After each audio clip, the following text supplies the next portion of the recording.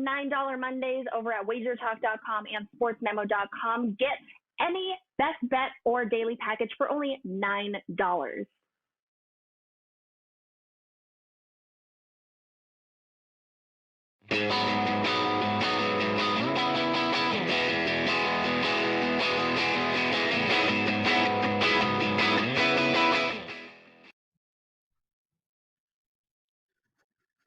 Hello, Teddy.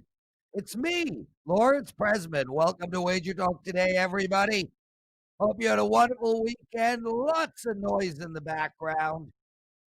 Teddy, my friend, how are you? How did your weekend go? Are you in good spirits? And are you just pumped to do a show with me? I had a lousy weekend. I'm in a lousy mood, and I'm ready to attack the coming games. How about you, Lawrence? I mean, certainly when it comes to Week 16 in the NFL, there was an incredible amount of drama and a lot to talk about when it comes to playoff implications. But my weekend, Prez, nothing to write home about. I'll put it that way. Yeah, dude, look, I had a crappy Saturday. You and I, for the first time this year, found ourselves on the same side. So my fault you lost. I had a good Sunday. Marco, man, I've been listening to him for the last 5 minutes. He's just bitter. He's hating on Jared Goff. We'll find out why. Teddy covers lead today's show. Marco, we're going to talk Monday Night Football and why he's so bitter. Matt Joseph, a whole bunch of NFL prop bets. And, of course, Ralph Ranieri. Ralph Ranieri. That's actually a good name. And Ralph Michaels, the pen, up at the end of the show. Teddy, lead story today. Who has clinched? Who hasn't? Look, even some of the teams that have clinched, there's movement everywhere set up for Week 16. Tampa Bay probably stuck in 5. KC, Green Bay 1-2, 1-1 in their conferences. But everybody else, they can move around. It's going to be a fun Week 17, man. Well, Green Bay hasn't clinched that number 1, okay? But the Saints are still very live if the Packers lose at the Bears to clinch that number 1 seed in the NFC. When it comes to who's clinched what's, and make no mistake about it, all right, the must-win teams price like must-win teams in the betting marketplace for Week 17 in the NFL. You don't get any point spread bargains on teams that have to win. When it comes to teams shifting around their playoff positioning, much like the NBA, I've never seen teams being super motivated to say, hey, yeah, we're the 5 seed. We want to be the 3 seed. Let's go. That level of, once you make the postseason, you've made the postseason. Obviously, right now in the AFC, we have the Colts on the outside looking in. They're sitting at 10-5. They could be 11-5 and still miss the playoffs. In the NFC, it's a little bit more complicated than that, obviously, with the shenanigans for the NFC East, where Washington lost yesterday and still is in the driver's seat to win the division. But the team that stands out from the NFC is Arizona, of course, who lost on Saturday to San Francisco. They're now on the outside looking in, although they can get there if they beat LA and get a little bit of help. But it's no longer in Kyler Murray or Cliff Kingsbury's own hands. That's whether Arizona makes the postseason or not. Teddy, I got a question. I mean, maybe you know the answer to this, but like you go and you read on ESPN, and to give you perspective, Miami Dolphins, ESPN, they've FPI chance to make the playoffs, 84%. And I sit here and I'm like, really?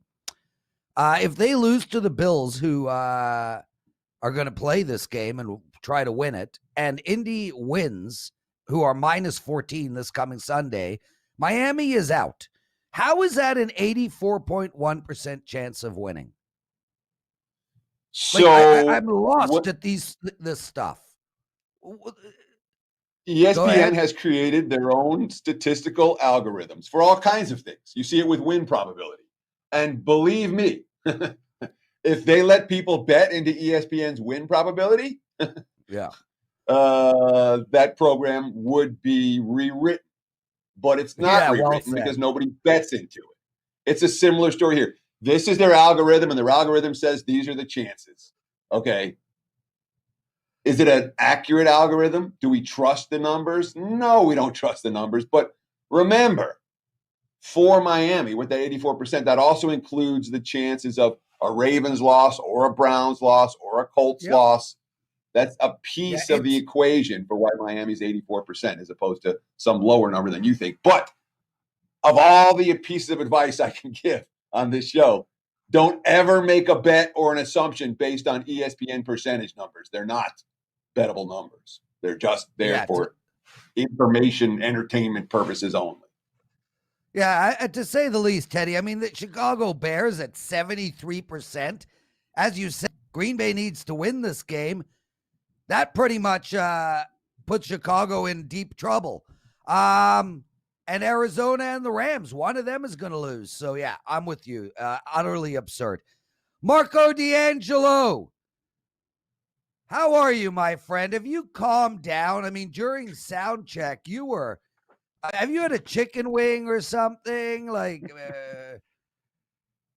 if I had a chicken wing, I'd probably throw it at Jared Goff. But, that's I could go off on a tangent. I've never seen a quarterback as soft as Jared Goff.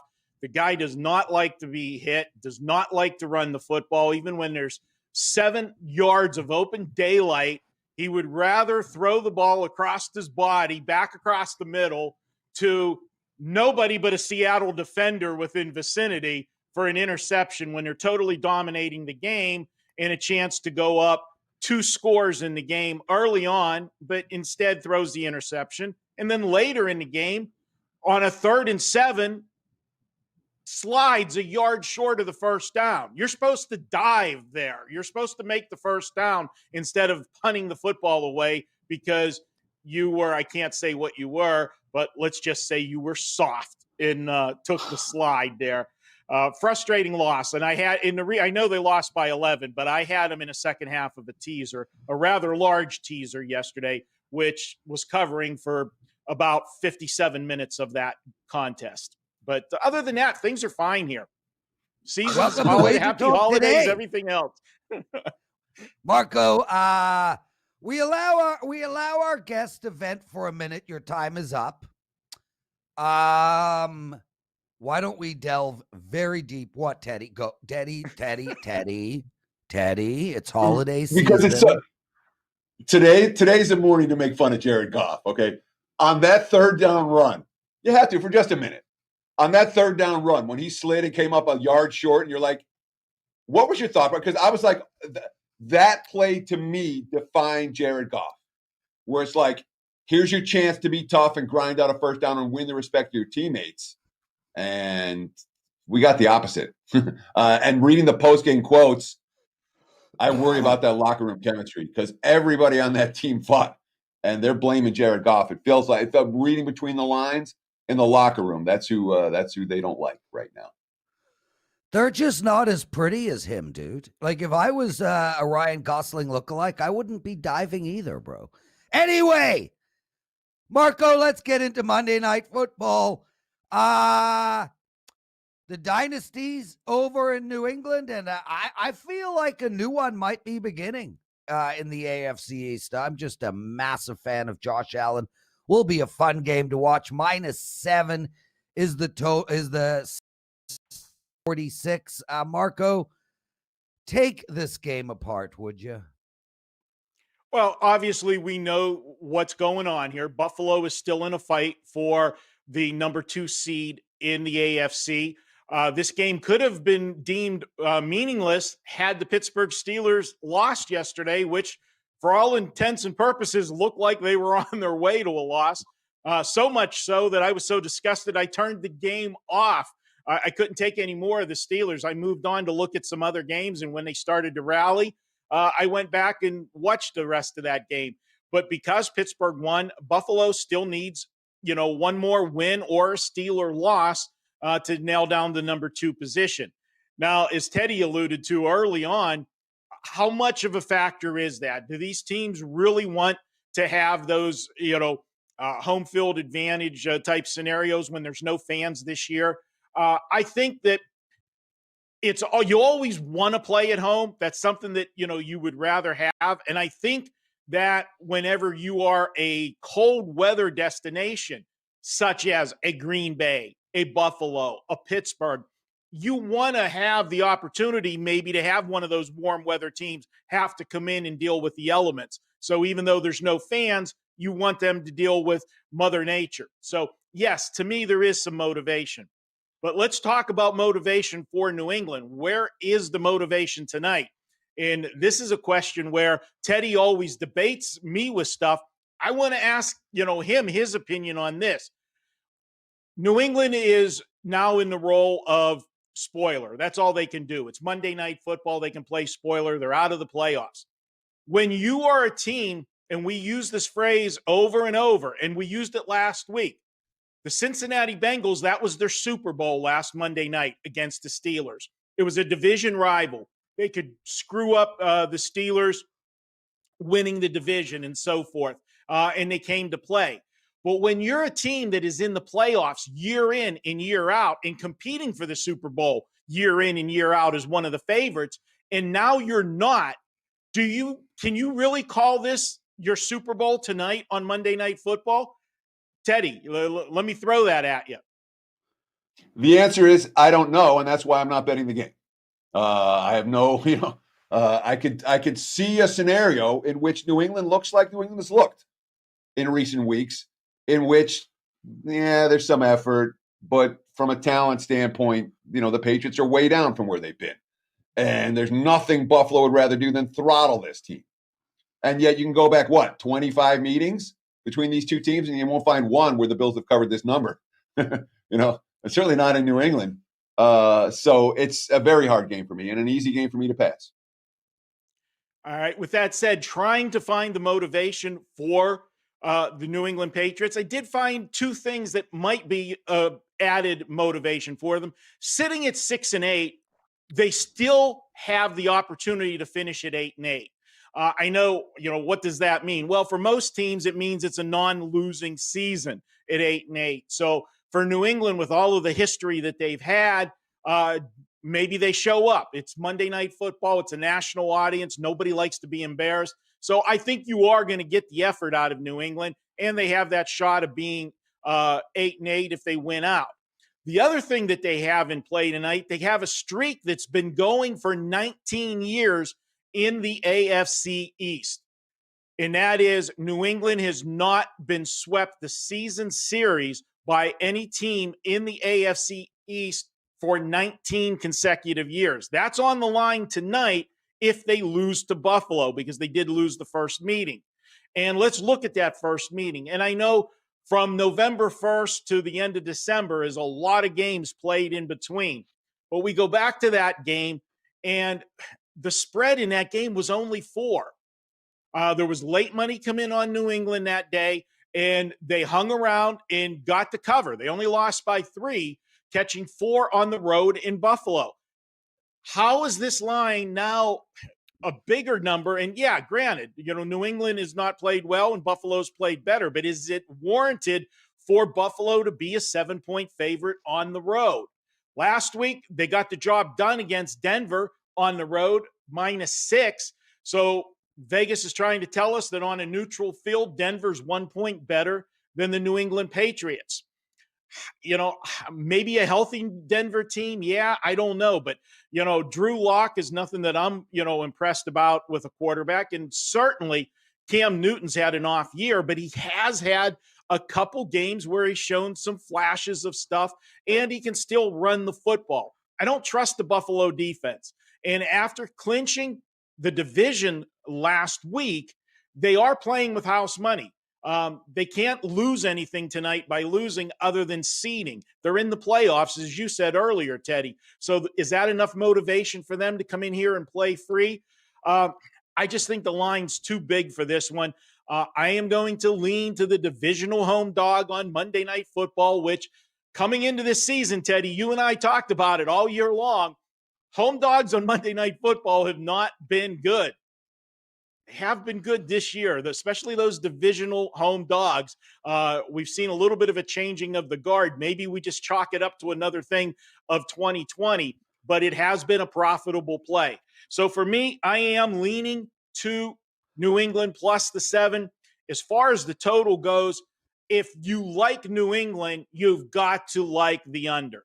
There's no way you see New England in this game. This is, one of those games where you talk about correlated parlays. It's not New England and over, okay? They're not winning in a shootout.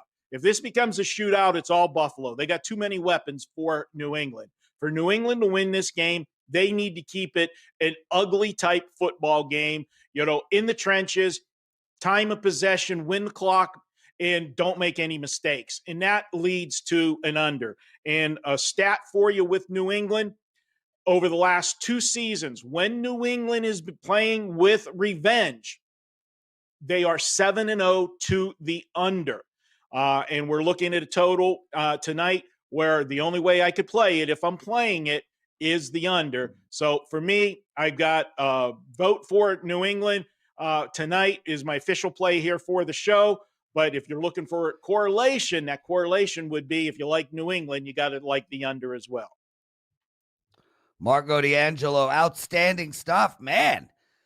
You might as well have thrown prop bets in there. Which ref was going to pull a wedgie out of his tuchus? That was really good stuff, dude.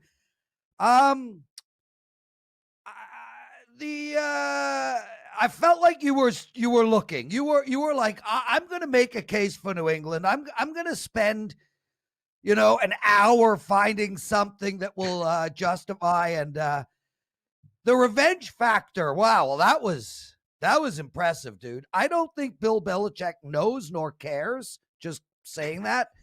But I will say this. You did a lot of work looking for any reason why New England is the right side tonight. And for that, we thank you. I get the gold star for Monday.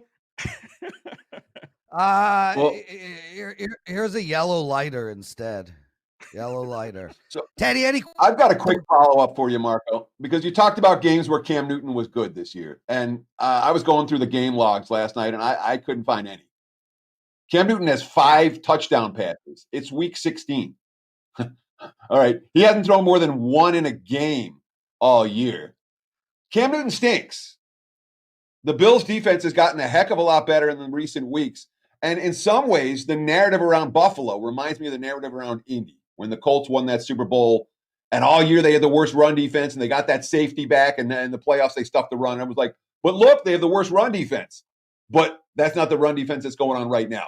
Bills' defense has been bet on. Cam Newton's been bet against. Tell me why this tonight is different.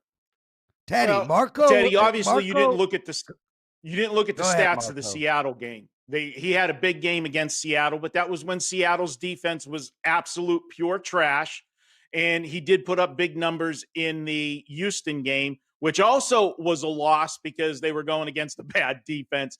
But where do you put Buffalo's defense? They have played better of late. I will give you that. Much better of late. But this is a team that for most of the season was in the bottom third defensively. They've moved themselves up into the middle of the pack now. So they are trending at the right time. I will give you that. But, again, throw it out there. Is Buffalo a little fat and sassy because they did win the division now? The first time in for how long somebody other than New England's won the division? It's been, at least 12 years for Buffalo? I forget how long it's been since they've won the division. So this is a game I can tell you. I don't have a play up at WagerTalk, okay? And yes, I'm a guest that has to break down the Monday Night Football game. I did spend a lot of time trying to find stuff to sound intelligent on the show today because, it's hard against New England. But I can't take the obvious plays. I will say this, Marco. I will say this. You certainly look intelligent. Well, thank you. And yeah, clearly you're not betting on this game. Wait, what? I can just imagine someone buying the analysis. New England will win. Will cover because Cam had a good game against Seattle once a long time ago, and they were +4 in Buffalo about 4 months ago. Bill Belichick has never lost twice to the same team in the same division for 19 years. That was awesome stuff, man. I love you, Marco, and happy holidays. What do you got to promote? And then we're kicking you off of the show. Well, I do have a basketball play up, and basketball was my lone bright spot of yesterday, thanks to one Jared Goff. But we did win our basketball game by 51 points yesterday as an underdog with the Dallas Mavericks. I got a college basketball play today. You can check that up over at WagerTalk. It's $9 Monday, normally $25. Get it for $9 today. Marco, question to you before you run. Hindsight allowed. Teddy had a 5% play in basketball on Saturday night. 5% play. I made a bunch of sales. I won it by half a point. With hindsight, would you rather win your 5% play by 1 point, half a point, and go through all that drama, or your 51-point win? You know what? At my age, in my hairline right now, I'd take the 51 point win any day of the week. I don't need any more sweats. This is 40 years of handicapping right here, buddy. That's what happens. You see that big noggin? I could sell a billboard space. WagerTalk.com. How much for a tattoo on my forehead? $6. Get out of here. Right back with Teddy's Bad Beat segment. Matt Joseph and Ralph Michaels.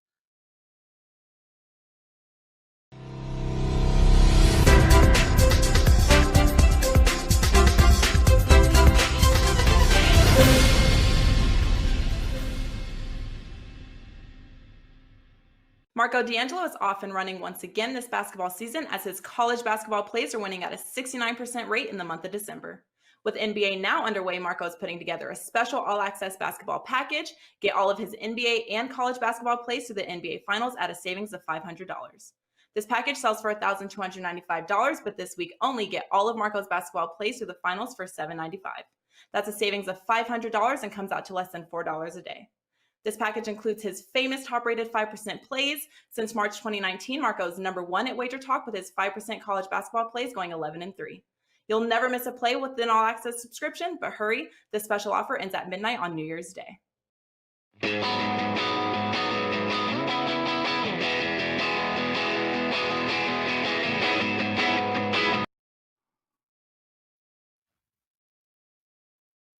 It is time for some bad beats, bad bets, and bad for the books. A little recap of what happened in the betting world over the weekend. Let's start with the bad beats. And there weren't a ton of them, but there were a couple that really stood out. Did you feel good with the Colts? Up 24-7. The books needed Pittsburgh, and they got Pittsburgh. I don't know which was more surprising, the Steelers' complete turnaround or the Colts' complete collapse in that ballgame. Phillip Rivers in the cold takes another loss. Indy backers, that was tough. No question. I'm really glad I don't have to use the Eagles-Cowboys over here. All right? This is one of those games where I was channeling Prez while I was watching it, and Amari dropped a touchdown pass with 8 to go in the third quarter. Settled for a field goal. Now it's 30-17. All you need is literally a field goal to get this game over the total, and it sat there. The Eagles got to Dallas territory their last 6 drives and didn't score a point. Only a miracle pass interference, then a touchdown inside the 2-minute warning. They allowed the Cowboys to cash that over. Made my day. I needed that one. But worst beat of the weekend in the NFL action was certainly the Dolphins-Raiders under 50.5 on Saturday night. That's as brutal as it gets. The game was 16-13 with under 5 minutes to play. It didn't go to overtime, but what you had the last 4 minutes, an 85-yard Raiders touchdown, a 59 yards Dolphins touchdown, a 49 yards pass interference. And then you get the miracle. Josh Jacobs is not going to score the touchdown. The Raiders are going to kick the game-winning field goal. The game is going to stay under. And then Fitzpatrick hits the 34-yard pass and getting face max, and then the Dolphins hit the field goal to win. And the Raiders get eliminated from playoff contention, and the game sneaks over the total. That was just brutal on Saturday night. When it comes to bad bets, well, I had one on Saturday. That was Arizona. Bet up from -3 to -6, 6.5. CJ Beathard, better than Nick Mullins, the third-string quarterback, better than the second. Kyler Murray got hurt. Hopkins wasn't right. It was an ugly performance for Arizona. Certainly all the money for the Cardinals. Bad bets.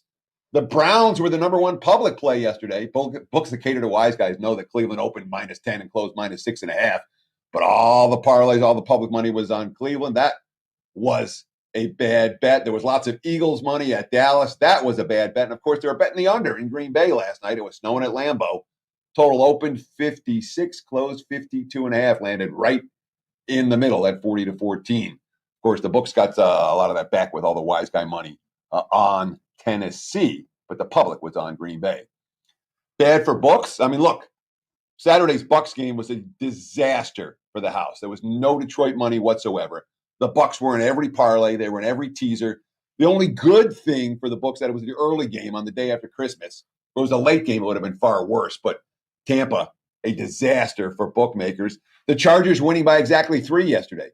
Wise guys took all the Denver +3. The public took all the Chargers -2, -2.5. Total got steamed down in that game, too, all around. Bad game for the house, Denver and LA.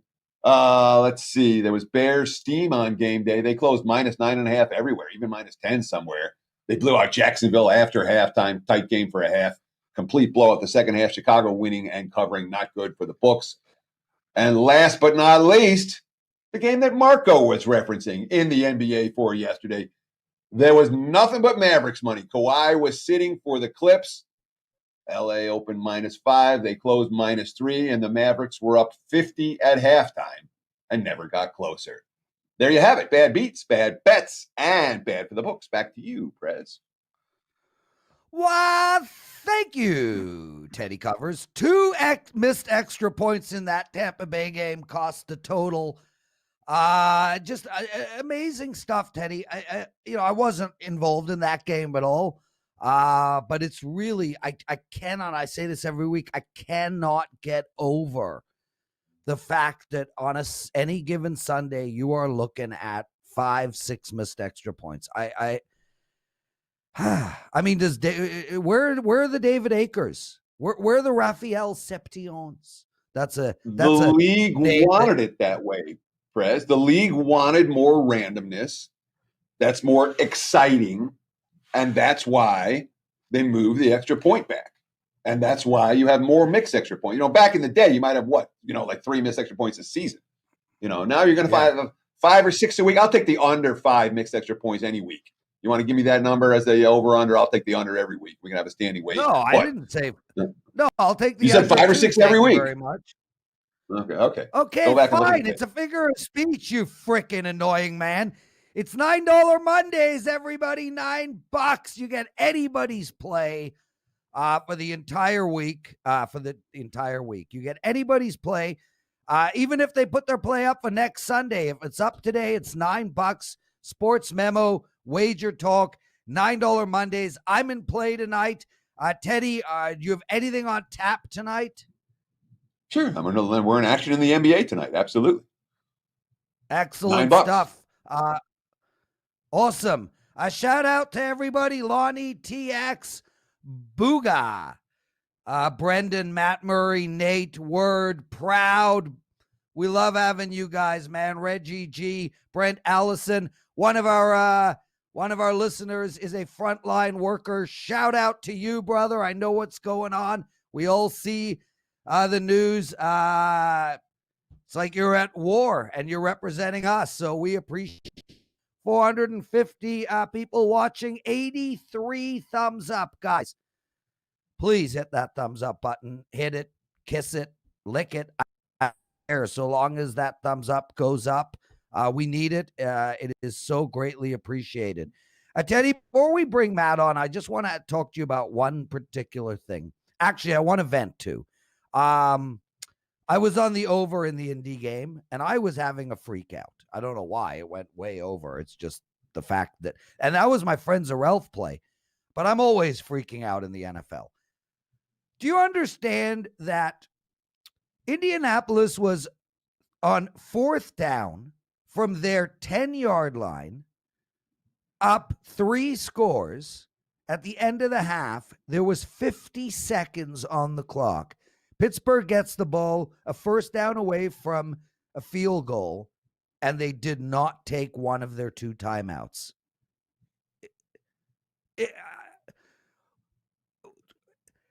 Do these coaches have any semblance of brains? Why? How do I notice this? How do I, some schmuck who talks on a microphone, think to himself, that would be a good time for a timeout? But Mike Tomlin can't. Anything? So, oh yeah, I mean you're wrong, and Mike Tomlin's right, obviously. But really, yeah, I mean, really, did the he Steelers should win not the have game? taken a timeout. Mike Tomlin's goal was get my team into the locker room before this gets worse. Let's come out and have a different game plan in the second half. And you know what? That game plan worked. All right. Yeah. When you're having a terrible first half and nothing's going right, look what the Jags did before halftime yesterday, and understand what Pittsburgh did. Okay. Yeah. When you make a mistake before halftime, it kills your game. When you had a terrible first half, it makes sense to go to the locker room and regroup as opposed to making another mistake before halftime. That's what the Steelers did. It worked, and you're ripping them for it, and you're total cashed. You're over cashed, and you're still ripping them for it. Okay. Hey, I don't agree with you. I think it was an idiotic call. Listen, one quick question, and then we're going to bring Matt in. How do you, week 17, I want to make a quick statement that I'll throw to you. Guys, teams that are playing for their playoff lives, be careful betting them this week. The bottom line is, if they were so good, they wouldn't be playing for their playoff lives. That's number one.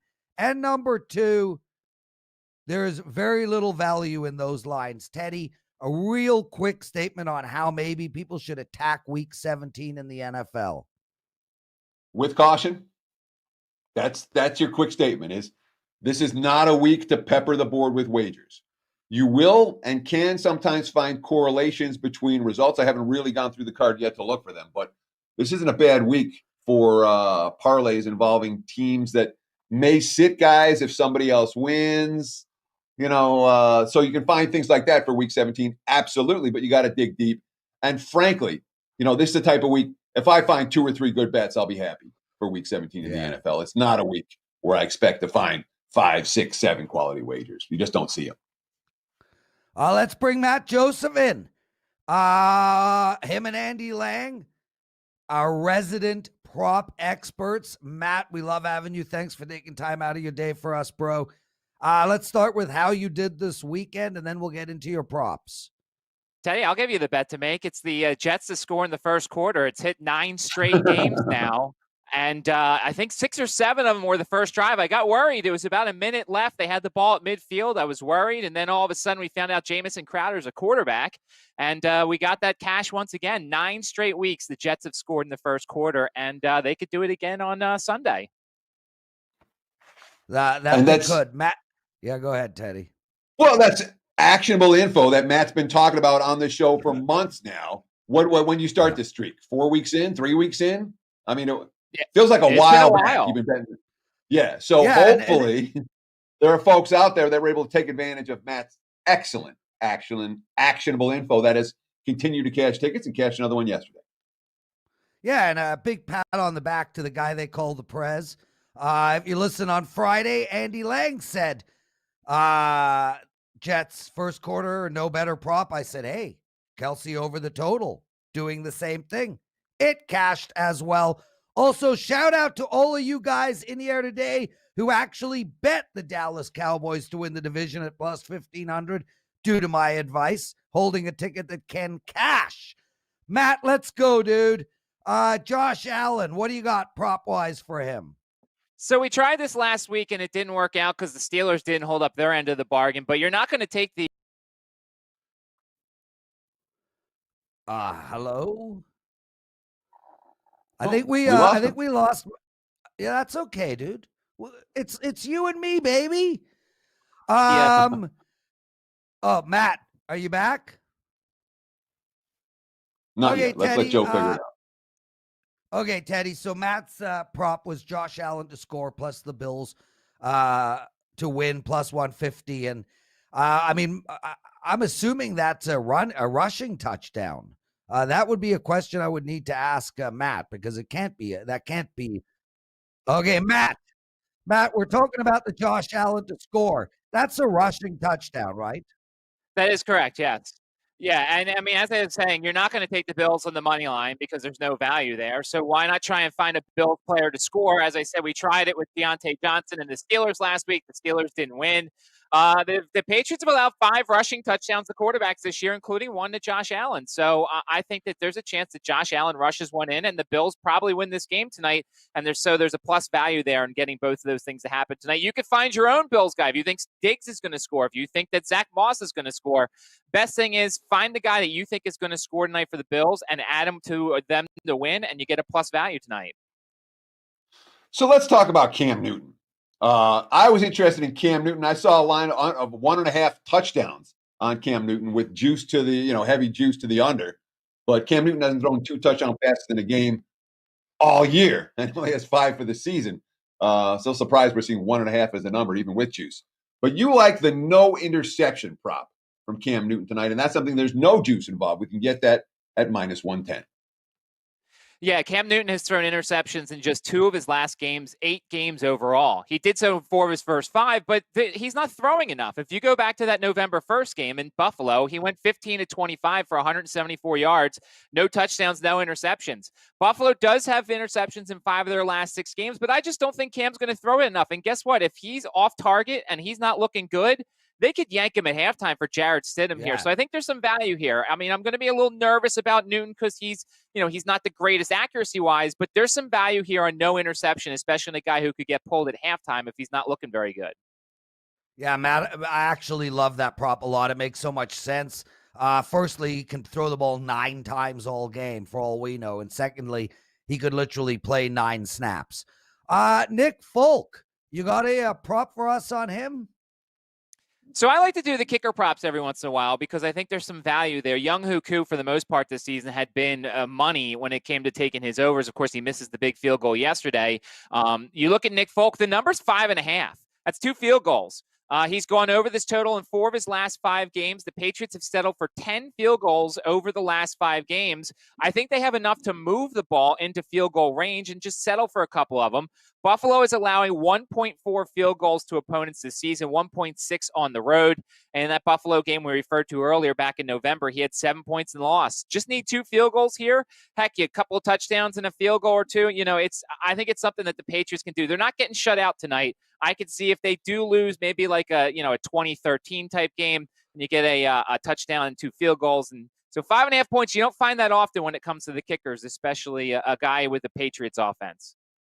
Sure, you got to lay a little bit of juice with that prop. But this one, the next one we're going to talk about, doesn't have a whole lot of juice attached to it. We're going to talk first quarter totals. And this is a situation where you like the under. Yeah, I mean, it's one of my favorite stats this season. The Patriots have not scored in the first quarter at home this season. The New England Patriots, I'll say that again, New England Patriots have not scored at home in the first quarter yet this season. Overall, they're averaging just 2 points per first quarter. They have struggled coming out of the gates, and Buffalo's defense is okay. Buffalo is allowing 3.1 points per first quarter. That's second in the league. All right, we'll flip the script here because there is 2 sides to every coin. Buffalo is averaging just 2.3 points per first quarter over their last 3 games. Yeah, I know Stephon Gilmore's not there, but I think that Belichick's going to scheme up a way to take out Stephon Diggs and make things at least tougher on Josh Allen. New England has allowed 4.7 points per first quarter, 3.3 in their last 3 games. I know it's a low number here. There's actually some higher numbers depending upon if you shop around, but I think we could get a slow start here in the first quarter. New England struggles in the first quarter traditionally. Matt Joseph, everybody. We got a promo to give out for Matt. Buy 1 week, get the second week free, Matt. $89. Head over to Sports Memo, grab that. This is a very, very big discount. Buy 1 week of Matt Joseph, get the second week free. And to give you perspective, over at Sports Memo, where there is an incredible team assembled. Matt is number 1 overall in college football win percentage, number 1 overall in college football bowl game profit, number 1 overall in college football bowl game win percentage, number 1 NFL team total points, number one. I can go on and on and on for hours, Matt. You got some incredible runs as well. Guys, really take advantage of this offer.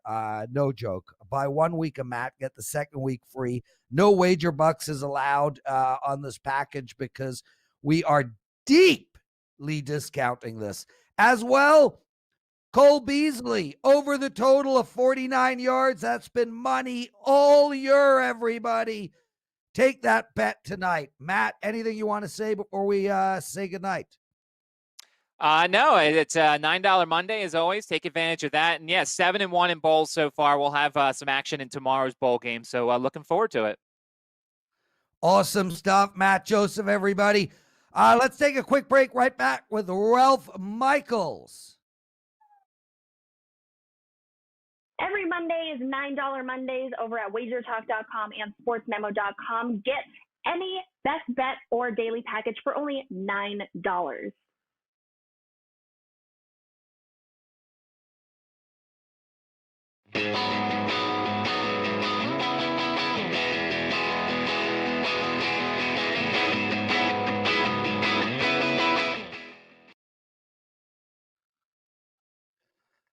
Awesome show so far. Marco D'Angelo, Matt Joseph, guys, take advantage of that Matt offer. In all seriousness, and he's basketball as well.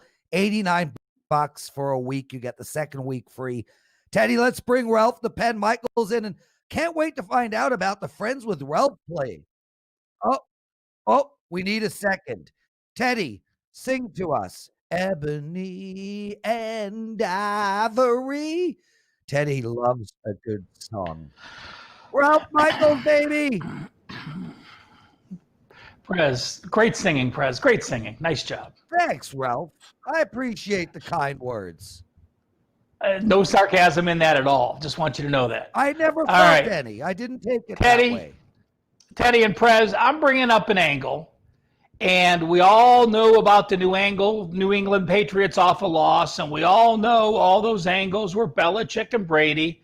So I have two angles that still I think are semi-relevant. And I want to see what your thoughts are. The first is simply the New England Patriots as a home dog. I'm going back since Belichick started in 2000, before Brady was even there. He lost his first game to Tampa Bay as a home dog. Since that time now, he is 13-2 against the spread, and he is 11-4 straight up in that role. So take a look at those covers. I mean, you see the straight up wins, you see the covers. And on the flip side, Teddy, the Bills as a division away favorite since 2008 have only been a division away favorite 7 times. They've gone 2-5 ATS, 4-3 straight up. So there are a lot of times being a Cleveland Browns fan knowing, okay, Cleveland's going into Pittsburgh. We don't have a shot to win. It is in our psyche that we are going to lose that game. Do these two angles, and I missed the beginning of the show if you had any thoughts, does the Patriots home dog role mean anything to you, or do you think that was Brady / Belichick? And the Bills as a division away favorite, only 7 times in the last 12 years. We obviously know this is the best team they've had. Your thoughts on those two?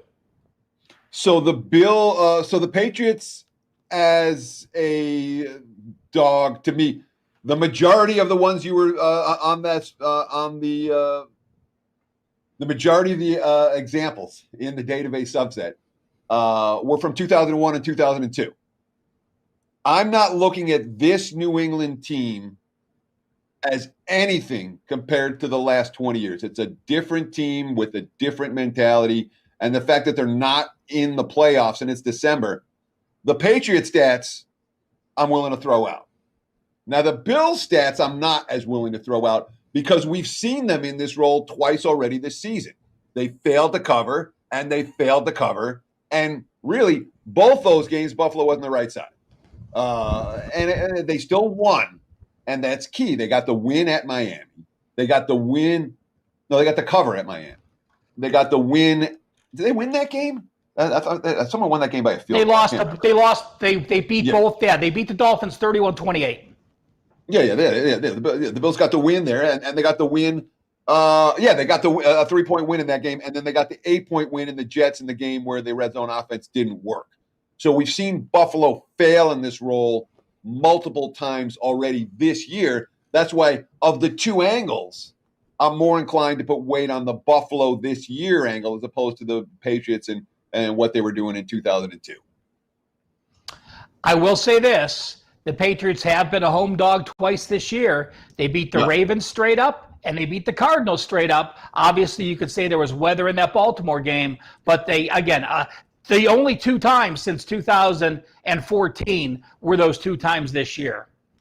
The second chart I want to show you, Prez and Teddy, is something that I really want our viewers to learn from.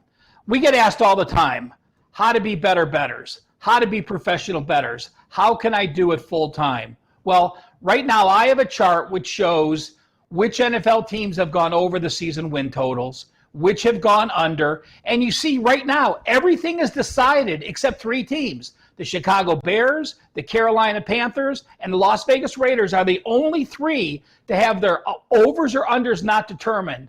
But now is the time to go through your notes. Start writing down notes as the season is fresh. You get into the playoffs, you get into the NBA season, you get into the college basketball season. You don't remember why you made these bets. Go back to your notes when you made these bets in May, June, or July. Take a look at why you made the bets you did. Write down reasons you won or lost those bets. It's so important to learn after you make a bet on what your bet was, and most people don't take the time to do that. Teddy, your thoughts on that? I will say this, okay? NFL season win totals are arguably my single favorite wager in existence. All right? Because when you get it right, and you win, and the track record on these is really good. We talk about future bets. Everyone wants to bet who's going to win the Super Bowl. They're negative expectation bets. These season win total bets are positive expectation bets. I would encourage you, when you're allocating your bankroll, allocate towards positive expectation bets, not towards negative ones. So, but the fact that there's only three teams still in play for Week 17 tells us very clearly there's a lot of right sides when it comes to season win totals, if you can predict them right fairly early. Yeah, and you take a look at the biggest number, two biggest numbers last year, Kansas City 11.5. I will say this, the Chiefs are the only team to have gone over their win total each of the last 5 years. That just shows you. And, I was looking back at this chart, and sometimes you think, oh my God, I think Ron Rivera should win Coach of the Year with what he's did with the Redskins. Well, the Redskins total was 5.5. He only eclipsed it by half a win, maybe another win here. So, again, it's so important to look at what those numbers were. You see the division leaders. Of the division leaders that Vegas posted last year, New England under, Baltimore under, San Francisco under, and of course in the NFC East you had the unders. So take note, write your notes down. I will post this on Twitter if you guys want to see it this week. I'll post it later today so you have it for your records, and then I'll update it at the end of the year as well. Prez, I'm friends of Ralph chart. Play. Thank you. Friends of Ralph Play. I want to ask you something, Prez. Andrew McGinnis calls me on Sunday and says, Ralph, this under 20 league, I love this under 20 league. It's so big in Canada. It's such a worldwide event. In the US, we don't really know how big it is. And he goes, I got this 5% play. Can you post it? And he only had an hour and a half to go. So I posted it, and it was over in the US, over 8.5, and it was over in a period and a half. So How big is the under 20 league, Prez, in Canada? Because I have a free play. Andrew McGinnis in the under 20 league today, Sweden and Austria under 8.5. You're plus 105 on juice. That goes at 3 p.m. Pacific, 6 p.m. Eastern. So Andrew McGinnis, under 20 league, Sweden and Austria under 8.5. Well, I'll tell you, Austria ain't going to put up any points there. Ralph, it's the World Junior Championships, and basically it's a huge deal in Canada, but more so from a traditional historical perspective. Many years ago, the Olympics wouldn't allow professionals to play, and every great Canadian hockey player was a professional, where Russia and Czech and all these teams didn't have professional players. So Canada would go to the Olympics and lose Olympic after Olympic after Olympic. I moved to Australia a long time ago. I lived there for 3 years, and I asked people, who's the best hockey playing country in the world? And they would all say Russia. They win the Olympics every year. Well, the juniors were the only time where all the Canadian greats under the age of 20 were able to play. So it leveled the playing field. I mean, imagine if Gretzky and Orr and Howe and all of these monsters actually played in the Olympics, then maybe the juniors wouldn't be that important. But yeah, it is a very big deal to us. But frankly, everything related to hockey is a very big deal. What else is a big deal? Teddy, we got to call it a show, brother. You got the opening line report coming up in about 15 minutes. It's such a great show. Ralph, thanks for being here, man. A huge shout out to Matt and Marco, of course, Joe Ranieri and his awesome work behind the scenes. Love all of you guys. We'll see you all tomorrow. Steve Merrill, Dave Sherapan, and the Pen. Teddy, take us home. Sure. If you like these type of breakdowns, again, we'll be doing a full analysis of all 16 NFL games for Week 17 on the opening line report in just about 15 minutes. In the meantime, let's say ta-ta for today. We'll be back again on Wager Talk Today tomorrow. Again, noon Eastern time, 9 a.m. here on the left coast. Enjoy the games and good luck tonight.